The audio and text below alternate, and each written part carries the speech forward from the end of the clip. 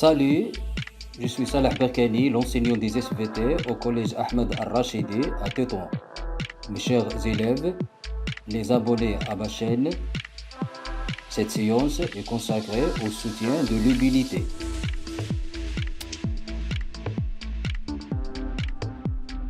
On va découvrir dans cette séance quels sont les moyens du renforcement des réponses immunitaires.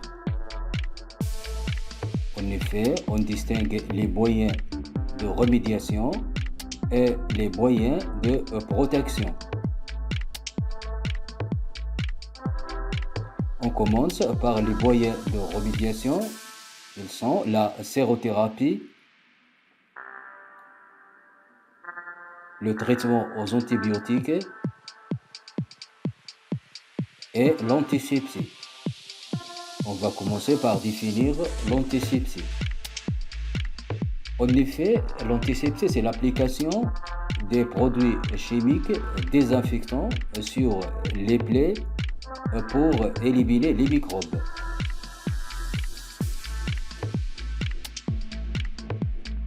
Comme le montre cette image.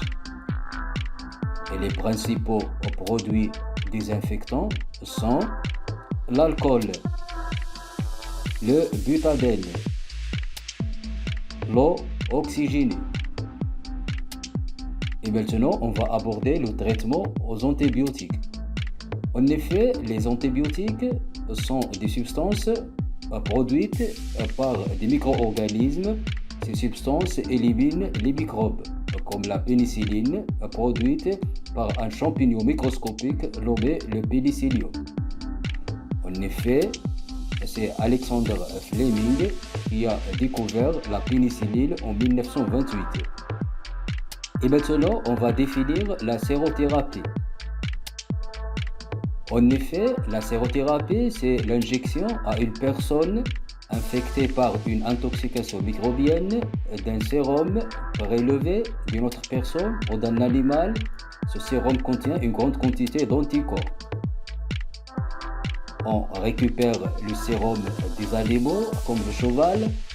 Après l'injection à un cheval d'un antigène, ce cheval produit des anticorps dans son sérum pour lutter contre cet antigène.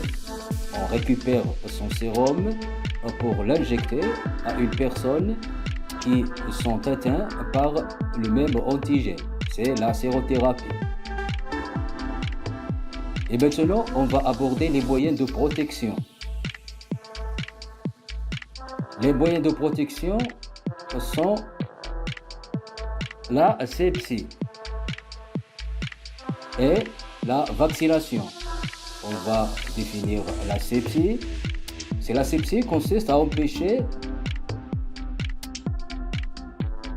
la pénétration des microbes dans notre organisme par la stérilisation. En effet, les opérations chirurgicales jadis entraînaient un grand taux de mortalité. Mais après la découverte des microbes par Louis Pasteur et la découverte de la stérilisation, on stérilise les chambres opératoires et les matériaux de l'opération, ce qui a fait diminuer les décès après les opérations chirurgicales. Et maintenant, on va définir la vaccination. La vaccination, c'est l'injection d'un vaccin à une personne saine pour l'immuniser contre une maladie microbienne. Alors, comment on obtient les vaccins? Le vaccin d'un microbe, c'est ce même microbe tué, atténué, affaibli par des moyens que l'on injecte à une personne pour sensibiliser sa mémoire immunitaire.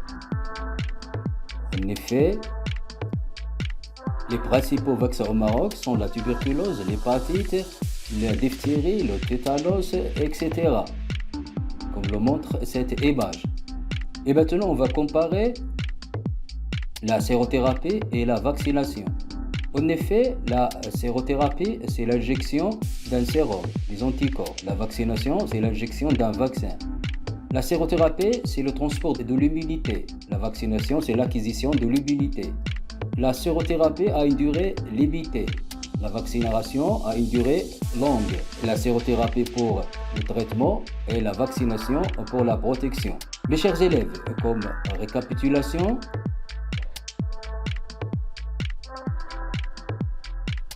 les moyens de soutien de l'immunité sont la sérothérapie, la vaccination, les antibiotiques, les sulfamides, l'antisepsie et l'asepsie. Mes chers élèves, on est arrivé à la fin de cette séance. Je vous invite à vous abonner à ma chaîne Labo des SVT, comme j'attends vos observations pour améliorer ces productions pédagogiques. Merci et au revoir.